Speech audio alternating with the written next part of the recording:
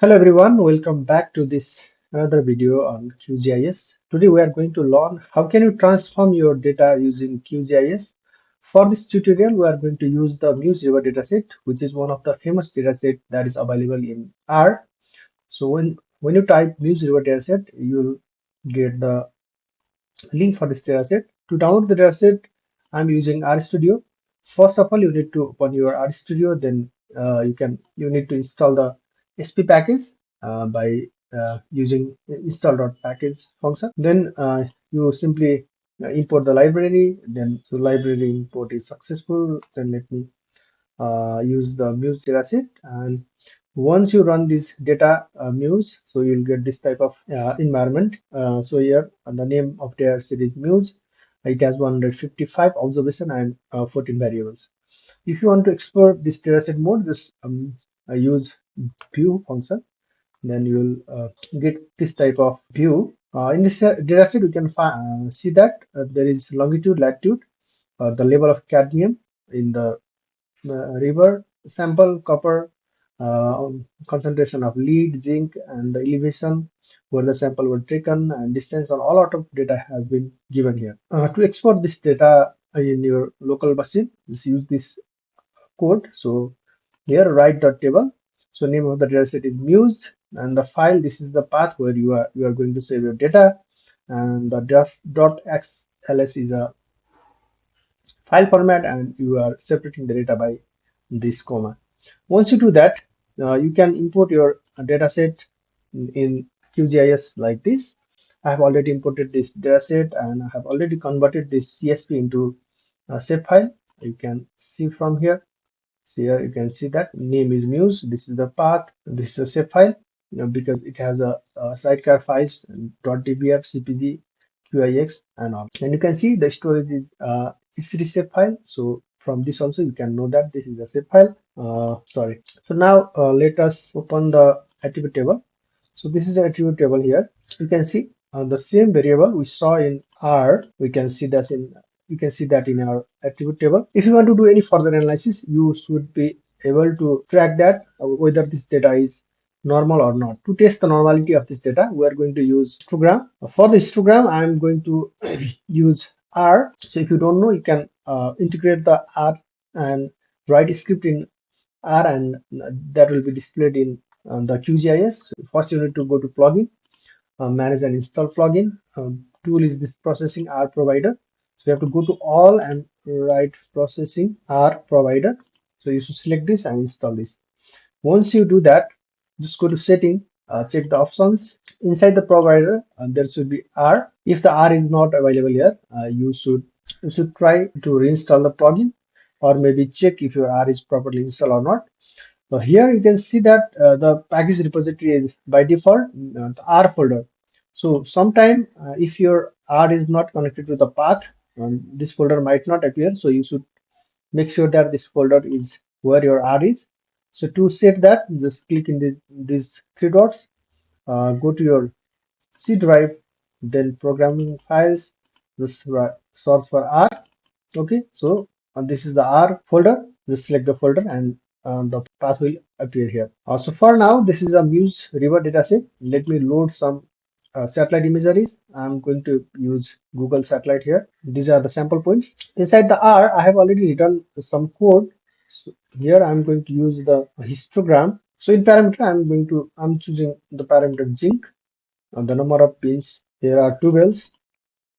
The level X is the concentration of zinc in ppm, and Y level should be frequency. Okay, title should be the title is histogram of zinc, and subtitle I'm keeping it as. To create histogram, I'm opening this my rnqjs code file. So from here I'm choosing histogram complex, and the screen will appear like this. I'm choosing parameter zinc, number of pins 12, and these are the parameter. I'm not going to save it. So let me run this. It might take some time. Once the process is complete, you'll get the file like this in result viewer. So if you haven't edited result viewer, you can do that by going to view panel, and there is a result viewer. You should check this. So let me click this, and you see that. So this is the histogram of zinc concentration, and you see that concentration around 100 to maybe 250 is higher, and once you go toward the right, so the concentration is decreasing. From the graph, we can understand that this is a skewed graph. When our data is abnormal, perform any statistical analysis. To transform our data, there are different type of transformation. For this video, we are going to use log transformation, and we'll know that how can we transform our data using QGIS. So transform your data, just simply click to the name of your dataset. In my case, it's views. Right click. I'm opening a attribute table. So from attribute table, there is a small pencil-like tool. Just click there. By clicking in this tool, we are enabling the edit mode. So from there, simply click to open calculator. Once you select field calculator, this type of window will appear. So from here, we are giving the output field name as log 10 zinc transform. Okay, and the integer and the output type is decimal and real number, and we are going to give the 5 length and precision of 5 digits. So from here you can find the math function. So in math we are going to transform it in log 10. That's why we are going to select log 10, and from the field and values, so select the column that you want to transform. In our case, we are going to transform zinc column. That's why I'm selecting zinc, and let me close this bracket. So now we can run this and save these changes. Here I have already done one transformation before, but this is our recent column. You can see log 10 zinc T transformation is here. Okay, so the minimum value of this log 10 zinc transformation is 0.053, and maximum is 3.2645. Now let me create one another histogram using log 10 transform data. So parameter should be our log 10 zinc transform. Number of beans should be 12. X level is zinc concentration in ppm. Y level should be frequency. Title graph should be the histogram, and subgraph would be log 10 transform. I'm not going to save this analysis. Let me click run. Once our analysis is complete, there is a one plot in result viewer. Let me click this plot, and now we can see that it has transformed a lot. For the comparison, let me open this another plot as well. So this was the histogram before our log transformation.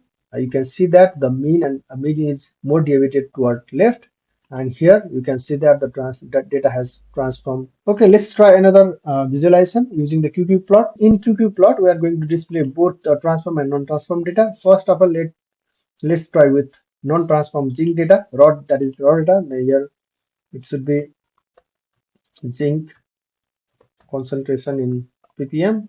Okay, here should be dot. Okay, q-qplot subplot. I'm keeping it empty. I mean, let's write raw data. Let's run this. Okay, the process is complete. So you can see that this is the non-transform or raw zinc data. Now let's run this q-qplot for the transform data. I'm going to select input parameter as log 10 transform data. Here it should be the same like previous, zinc concentration in ppm. Okay, y level should, I'm keeping it, it's blank. Okay, q-qplot, and this is the transform data. Let me run this analysis. Once the process is complete, let's open this plot as well. So you can see how drastically it has changed in transform and non-transform. Okay, so this is the raw data, and this one is the transform data. As you can see, the data has changed a lot, and transform data is trying to fit in this regression line. In this way, you can transform your data from the raw data to any of transformation, like there are log transformation, invert transformation, many more. So thank you for watching this video. If you like this video, make sure to subscribe to our channel Map Renters, and I'll see you in next video. Thank you.